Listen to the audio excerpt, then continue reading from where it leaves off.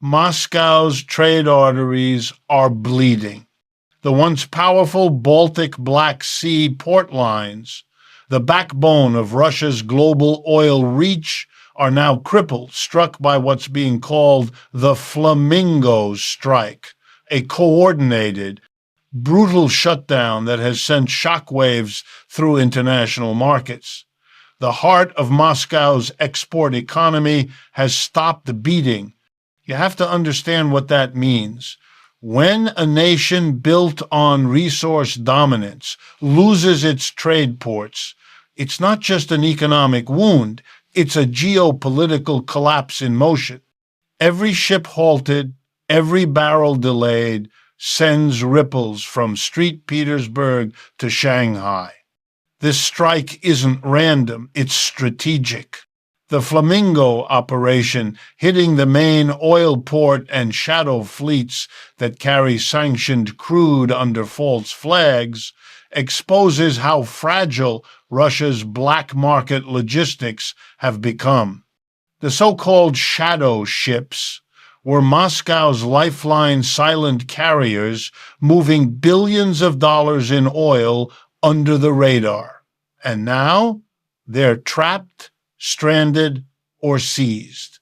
For a Kremlin that's fought to portray strength, this shutdown is humiliation painted across the sea lanes. Let's be clear. This isn't just an attack on oil. It's an attack on Russia's illusion of control. The Black Sea was Moscow's gateway to the global south, while the Baltic routes connected it to the European core. Losing both means Russia's empire of energy is choking. Western sanctions did damage, yes, but this is surgical. It's the moment when Russia's oil oligarchy realizes that the global order can choke it without firing a missile. And while Moscow scrambles to reroute, the economic fallout spreads like wildfire. Freight insurance rates spike. European ports brace for price surges. Asian importers panic over supply gaps. Meanwhile, Russia's budget, already strained by war spending, now bleeds billions daily. Every halted tanker is a lost paycheck for the Kremlin's war machine. This strike, whether carried out by activists, cyber operations, or state proxies, has accomplished what years of sanctions couldn't. It's cut off the veins feeding Russia's power. But here's the deeper irony. This crisis reveals a truth capitalism never admits: dependency. Every empire, no matter how mighty, depends on systems it cannot fully control. The Shadow Fleet was built to escape regulation, yet it became the Achilles heel. You can build a network of secret ports, hidden ownerships, and reflagged ships, but one disruption, one strike, and the entire illusion collapses.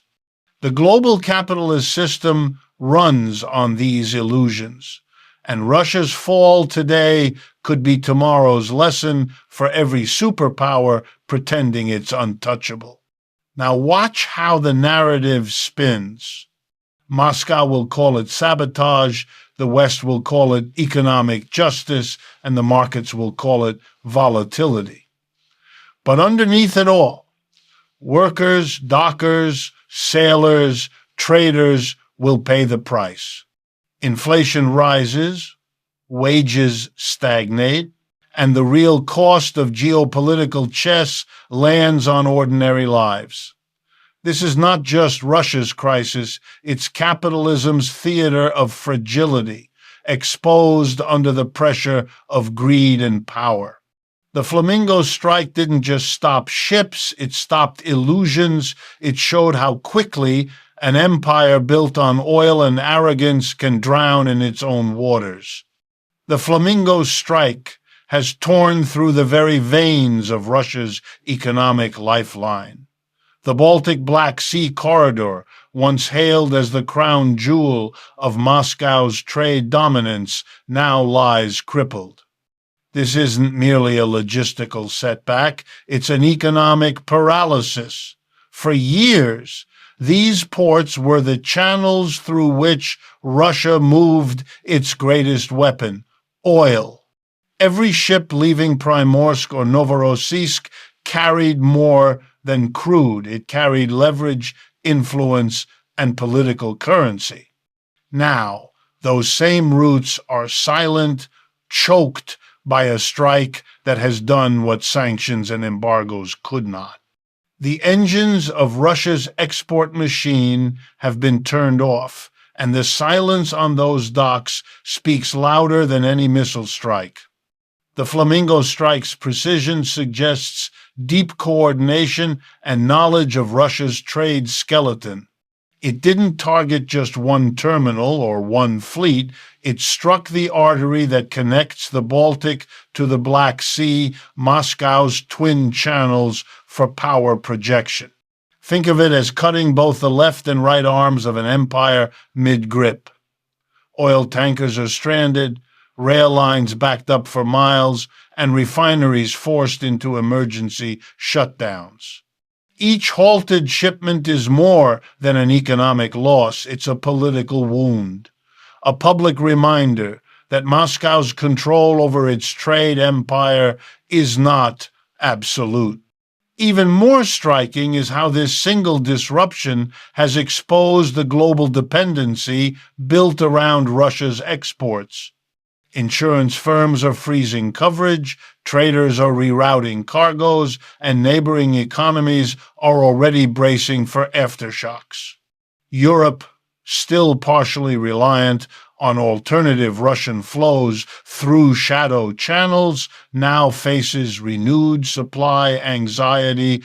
Asia, which absorbed Russia's redirected oil after Western sanctions, is watching its shipments vanish into uncertainty.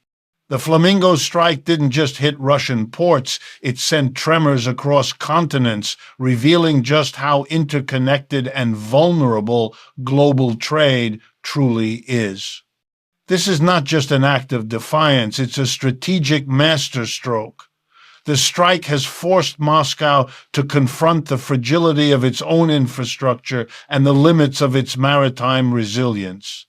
For years, Russia boasted about its ability to withstand Western economic warfare. But when the ports go dark, rhetoric fades. This shutdown isn't symbolic, it's operational. It halts revenue, disrupts supply chains, and exposes the myth that Russia's oil empire is unbreakable. The Flamingo Strike is not a headline, it's a historic turning point in the balance of global economic power. Russia's vast shadow ship network, once its secret weapon against Western sanctions, has now imploded. These vessels, often sailing under false flags and hidden ownerships, were the invisible arteries of Moscow's sanctioned oil trade. For years, they allowed Russia to keep its energy lifeline flowing even as international pressure mounted. They moved billions in crude oil across oceans, disguised under layers of shell companies, reflagged identities, and forged insurance documents. But the Flamingo Strike has shattered this clandestine web, exposing the vulnerability of an empire built on secrecy and deception. When the strike hit, dozens of these shadow ships were left stranded in mid-route, some trapped in ports, others denied entry due to legal and safety crackdowns. The global oil trackers began to pick up what had long been hidden. Ghost tankers, switching off their transponders, suddenly going dark, only to reappear days later with changed destinations and cargo claims. Now, those same ships are being seized, investigated, or simply abandoned. The entire underground supply chain that Moscow relied on to evade sanctions has crumbled in a matter of days. This collapse is more than logistical chaos, it's a psychological blow. The Kremlin's entire energy strategy depended on these dark fleets.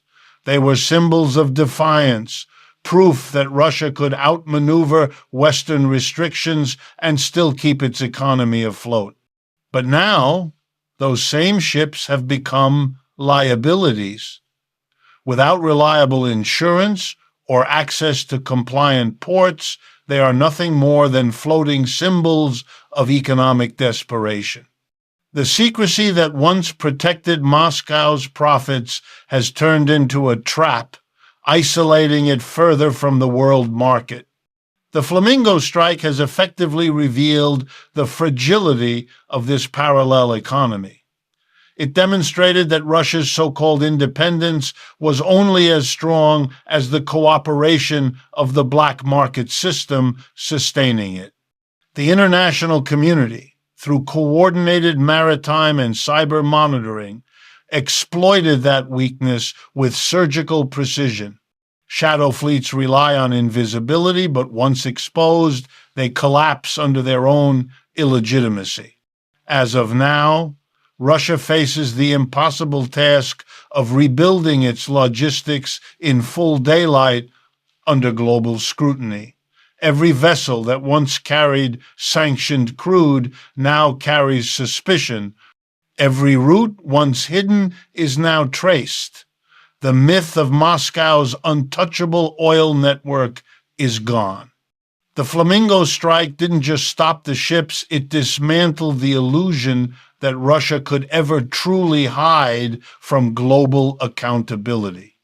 This moment marks one of the deepest humiliations Moscow has faced in modern economic history.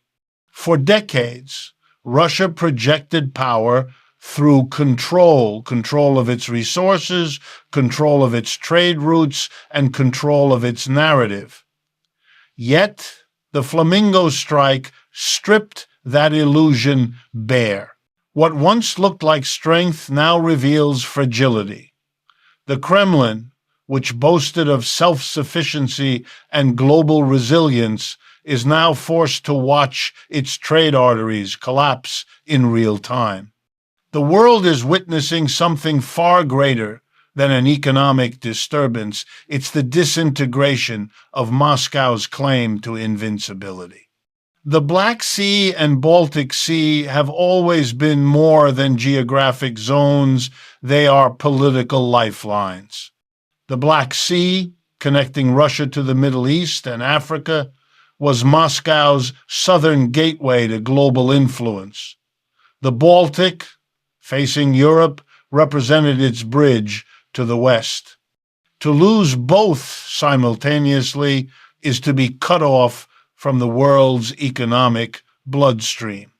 This double chokehold leaves Russia with fewer routes to move its oil, gas, and goods, and more importantly, fewer ways to project its geopolitical power. A superpower without mobility is a superpower in decline. This humiliation runs deeper than the ports or ships. It's ideological. For years, Russia positioned itself as the alternative to Western dependency, a state immune to global manipulation.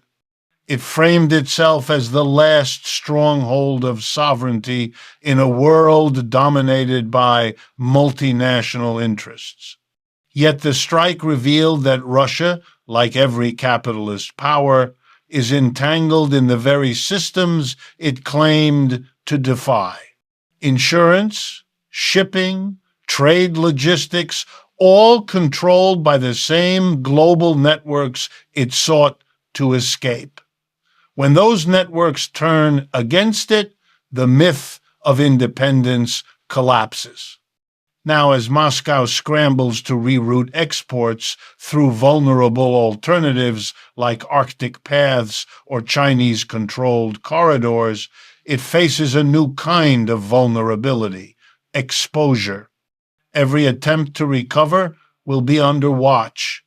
Every move to restore flow will reveal dependence on the same international frameworks it once condemned. This is more than an economic wound. It's a geopolitical unmasking. The Kremlin's propaganda may still preach defiance, but the world now sees the truth. Russia's strength was never unbreakable, it was conditional. And that condition has just been shattered by the precision and timing of the Flamingo Strike. The economic shockwaves of the Flamingo Strike have not stopped at Russia's borders. They've surged across continents, unsettling the very balance of global trade. Within hours of the shutdown, freight insurance rates soared to record highs. Every tanker headed through the Baltic or Black Sea faced new risk premiums, forcing traders to rethink routes, delay shipments, or suspend operations altogether. Oil futures spiked, stock markets trembled, and energy-dependent nations found themselves staring at another crisis in the making. The Flamingo Strike has achieved what no diplomatic sanction could. It has turned uncertainty into a weapon, paralyzing the arteries of international commerce. In Europe, governments that once prided themselves on energy diversification are facing renewed anxiety. The quiet dependence on Russian re-exports and indirect flows through neutral intermediaries has now come to light. With the ports frozen and shadow ships grounded, supply shortages loom large. European refineries, already strained by high costs, are scrambling to secure alternative sources, driving up competition and prices in global markets. For households and industries alike, the strike translates into inflation, scarcity, and another wave of economic pressure. Asia, too, is feeling the burn. Nations like India and China, which absorbed much of Russia's redirected oil after Western sanctions, are suddenly dealing with delayed shipments and uncertain delivery schedules. The once steady rhythm of discounted Russian crude has turned into chaos. Tankers that were supposed to dock in Asian ports now float idle, caught between legal disputes, missing paperwork, and frozen insurance claims. This paralysis exposes how deeply global economies depend on the illusion of constant flow, an illusion shattered overnight by the Flamingo operation. And within Russia itself, the economic bleeding is relentless. With export revenue frozen and supply chains disrupted, the Kremlin's wartime economy faces a fiscal nightmare. Billions in daily losses are draining government reserves while war expenses continue to climb. Factories slow down, refineries stall, and regional budgets crumble under the weight of halted trade. What sanctions failed to achieve through slow attrition, the Flamingo Strike has done. Instantly, it has forced Russia's economy into emergency mode. Markets are volatile, alliances are tense, and global investors are watching the dominoes fall. Every halted shipment, every delayed tanker, every spiking rate tells the same story. The global economy is shaking under the weight of one strike that turned ports into symbols of geopolitical vulnerability. The Flamingo Strike has exposed something far deeper than Moscow's logistical failure. It has revealed the grand paradox at the heart of modern capitalism: dependency disguised as power. Every empire, every industrial titan, and every nation that claims independence still relies on invisible systems it cannot control. Russia's downfall in this moment is not just about oil or ports, it's about the illusion of autonomy that defines the global economic order. For years, Moscow built its narrative around resistance to the West, promising its people and allies that it could operate outside the capitalist web. But the strike showed that even the mighty Kremlin cannot function without the same global networks of trade, insurance, and finance that connect every other capitalist power. Capitalism breeds this illusion perfectly. It tells nations they are independent while quietly binding them through the arteries of global supply, logistics, and credit. The moment one artery collapses, the entire body of global trade begins to suffocate. Russia's shadow fleet, its secret oil routes, and its hidden financial back channels were all symptoms of this dependency. They weren't signs of strength, they were signs of desperation, an attempt to survive in a system that punishes anyone who steps outside its rules. The Flamingo Strike simply illuminated how fragile that survival really was. This paradox extends beyond Russia. The entire global economy runs on interdependence masked as strength. Western nations depend on cheap resources from the East, while Eastern economies rely on Western capital, insurance, and technology. The very architecture of global capitalism ensures that no power, no matter how authoritarian or democratic, can stand alone.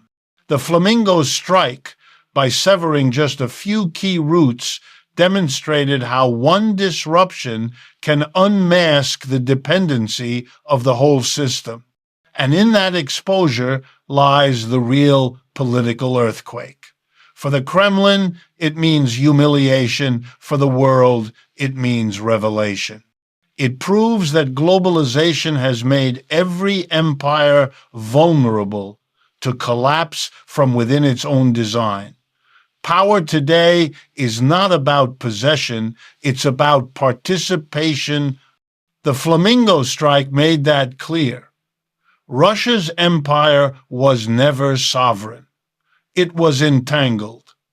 Its oil, its ships, its economy, all operated within the same capitalist machinery it once condemned.